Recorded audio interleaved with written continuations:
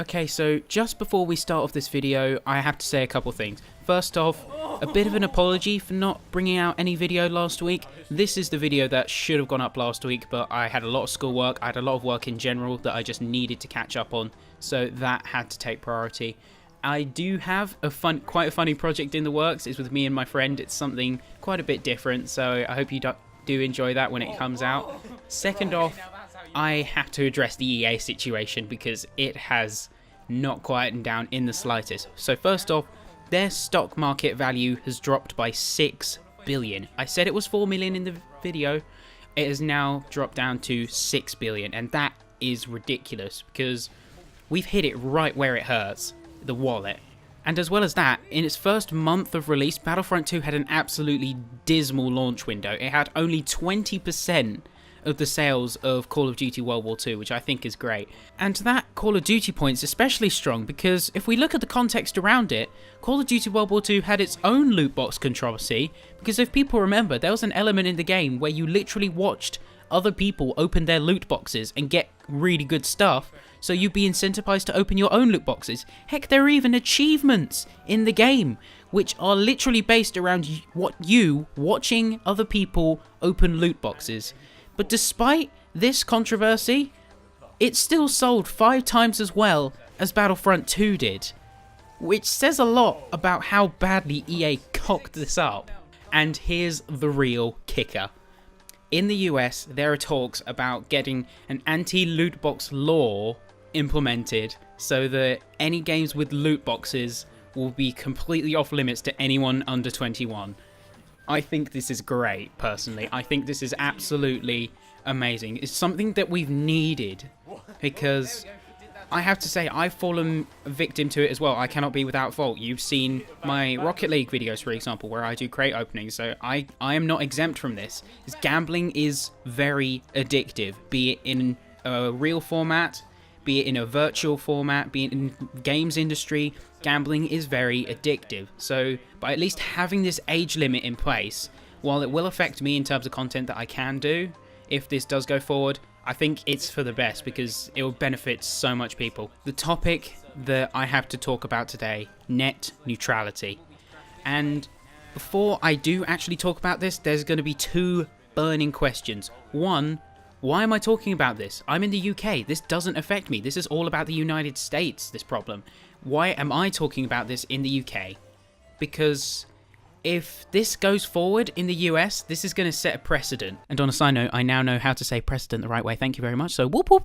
Yeah, this is going to set a precedent for the entire world. If the FCC rolls back the net neutrality rules in the United States, because there's such a global superpower in terms of the internet and the online industries all around the world, if this goes through, this is going to seriously affect the rest of the world as a whole. And the second point is my take on it. I have to put this out there right now. I am very pro net neutrality, because without net neutrality, I essentially wouldn't be here. I would have no way to get out to anyone on this platform. Imagine YouTube. Here's my example of what net neutrality does, and if it wasn't removed.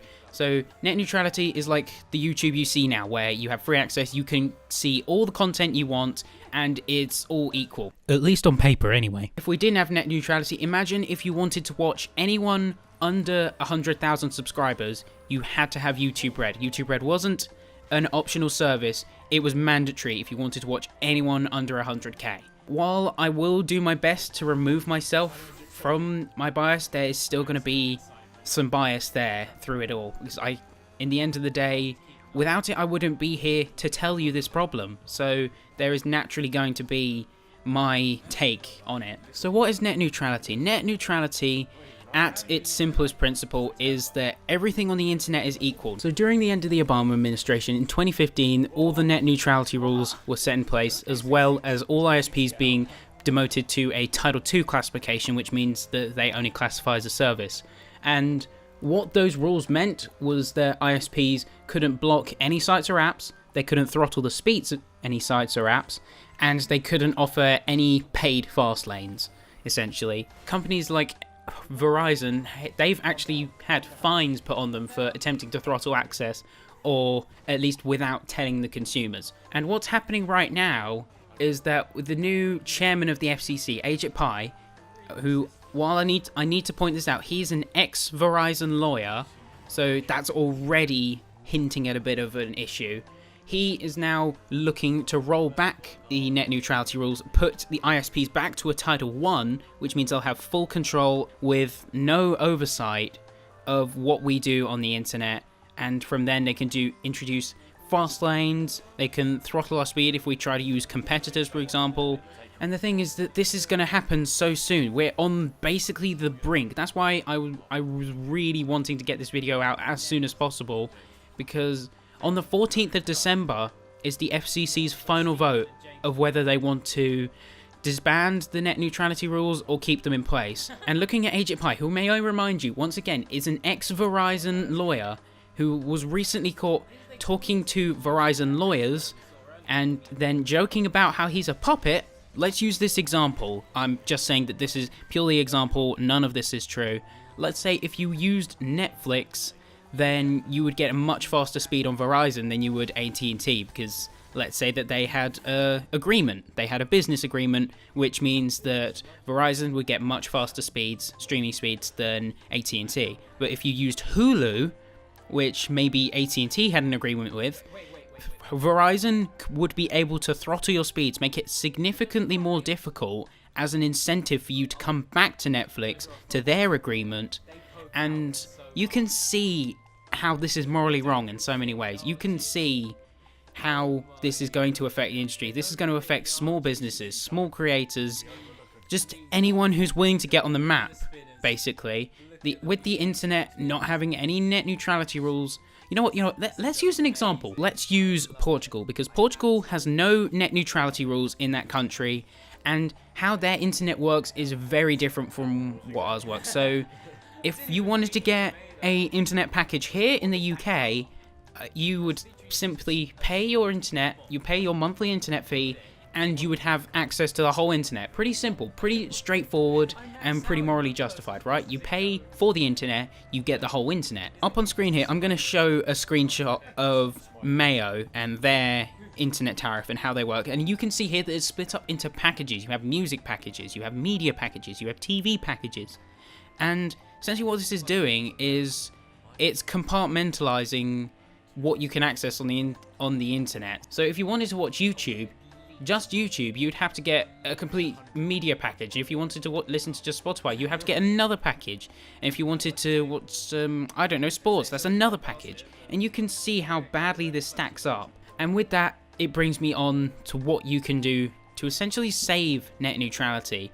The first thing you could do is you could call Congress. You could call, if you're in the United States, then you can call your local Congress and express your view, because if they get enough calls, that would rally up tension, and from there that can rally up an opposal. And also there's online mediums as well, like there's petitions going around. Another very good one is battleforthenet.com, because they've sort of been quite a driving force against these net neutrality reparation. And on December the 12th, what's happening is that you can use their content, basically, like they'll have widgets, they'll have pages, they'll have wallpapers, banners, things like that, to essentially break the internet. So if you own any website, you can do this from wherever you are. If you own any website, if you own any web page, or just any internet domain, what you can do is on December the 12th, you can put up these banners or put up these pop-ups and they're basically outlining, unless we do something, net neutrality is going to die. Because if we take a look at the bigger picture, Ajit Pai, the chairman of the FCC, he's not interested in the public opinion. The only way we can stop net neutrality from essentially being destroyed is that if we get enough public uproar for Congress to step up and say no, because he's clearly not taking heed of public opinion. If he's going to Verizon offices and then afterwards joking about being a puppet to the companies, then that is a clear giveaway. If that's not a giveaway of playing into someone's pocket, then I don't know what is. And of course, with him being an ex-Verizon lawyer, that's already a huge amount of bias, because he'll see it from the company's point of view and not the public's point of view. I'm really sorry if this episode has been quite disjointed. I've rushed this one quite a lot to get it out, because as I say, for all of last week, my priority was work. I don't want to say I hope you enjoyed this episode, because this is a deeply troubling topic. But I hope this episode gave you a perspective. It gave you a perspective on the situation in the US, what's happening, what could happen if things go down the way they're looking to go down, and how we can change things for the better. So thank you for watching, thank you for taking your time to watch this video, and I hope I'll see you guys soon. Peace.